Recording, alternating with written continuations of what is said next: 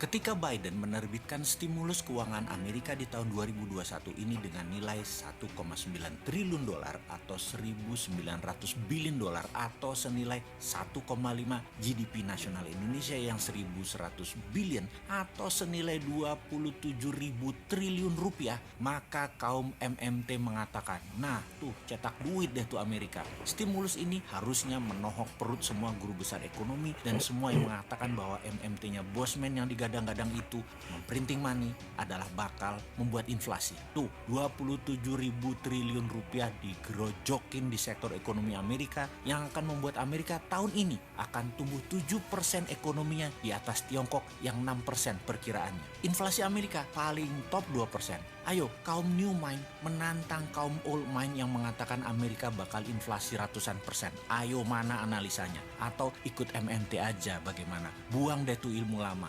Ini zaman digital, semua bisa dikendalikan dan terdata. Kita harusnya mulai dari sana, digitalisasi ekonomi. Kembali ke growth Amerika 7% tahun ini. Ingat 7% dari GDP per kapita Amerika yang 56.000 dolar itu loh ya, bukan 7% dari GDP per kapita negara seperti Indonesia yang hanya 4.100 dolar. Bayangkan tumbuh 7% dari 56.000 dolar adalah 3.900-an dolar naiknya, sama dengan GDP per kapita Indonesia naiknya. Kalau Indonesia naiknya segitu, hampir 100%, itu baru bernegara namanya. Tahun lalu Indonesia itu minus 2%, tahun 2021 ini diperkirakan naik 4% plus. Namun saya mungkin memprediksi 3%-an kayaknya realistiknya. 3% naik minus 2% tahun lalu, ya baru naik 1%. Selama 7 tahun kabinet kita saat ini GDP per kapita hanya tumbuh 20%. Bandingkan dengan Narendra Modi punya kabinet di India. Bandingkan dengan Duterte Filipina. Bandingkan dengan Vietnam deh, periodenya sama, naik semua.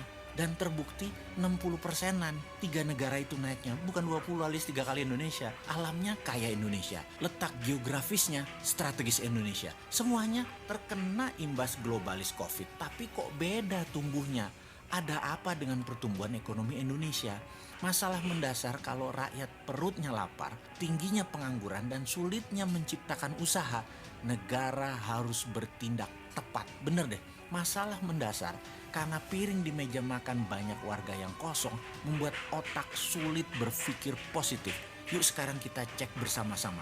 Bagaimana dengan makanan di piring masyarakat saat ini dibandingkan tahun lalu, dibandingkan 2 tahun yang lalu?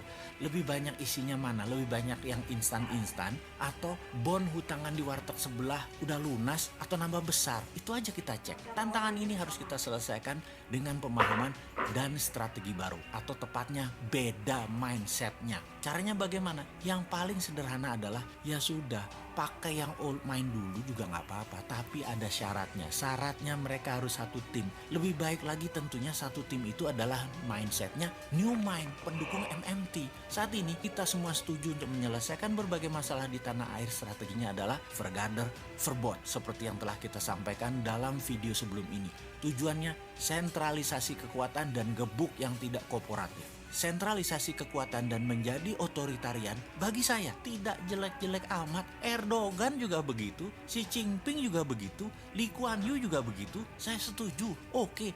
Namun perlu diingat, apapun bentuk cara kelola negaranya, maka harus didukung dengan putra-putri terbaik yang menjalankan tugasnya. Kalau mengukur KPI, prestasi indeks yang dipakai di pejabatnya, maka semua pasti berjalan baik. Seperti Singapura deh misalnya. Kalau sebaliknya, sudah sentralisasi, otoritarian yang dipakai orang yang manut dan dekat saja dengan indeks prestasi rendah, tapi tetap dipertahankan. Ini berbahaya kalau bernegara kayak gini. Bubrah semua. Harus berani memakai mereka yang punya ide dan prestasi cemerlang. Banyak saudara sebangsa yang cemerlang otaknya dan prestasinya. Pakai mereka itu yang saat ini menjadi pejabat atau menteri pemain utama Liga Menteri Kabinet Urusan Ekonomi. Sudah masanya lengser 100%. Saya teringat pelatih sepak bola favorit saya, Sir Alex Ferguson.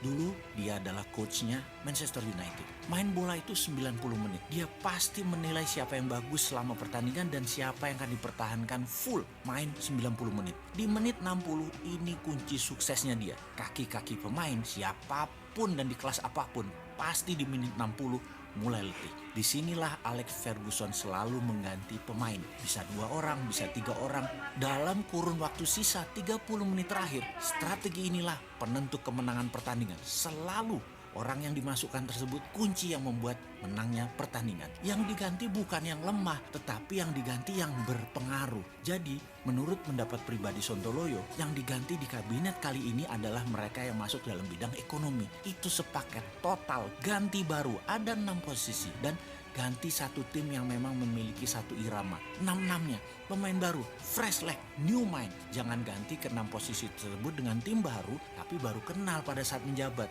Kalau begitu, chemistry-nya lama terbentuk. Ada kok mereka itu, sudah siap di pinggir lapangan, sepaket 6-6-nya. Lalu bagaimana kalau 6 orang pejabat itu yang mantan ya, nanti pas diganti kan mereka jadi mantan, adalah orang yang paling banyak memberi sumbangan pada posisi kemenangan jabatan kemarin. Mereka nantinya bisa ngamuk. Gampang, selama permennya ada, bagiannya ada, peluangnya ada, diberikan tetap kepada mereka, sama seperti ketika mereka menjabat jabatan politik tersebut. Mereka akan tetap senang kok. Ingat loh ya, pejabat yang diganti itu mereka bukan kalah atau salah. Mereka digantikan juga bukan digantikan oleh orang yang lebih baik dari mereka. Mereka digantikan oleh orang yang lebih cocok dalam keadaan situasi saat ini. Bukan lebih baik, sekali lagi maaf ya, lebih cocok. Mereka berenam itu lebih cocok memang untuk membangun kemenangan. Itu memang talenta mereka. Letakkan di sana lagi, namun permennya yang sama ketika jabatan politik mereka punya.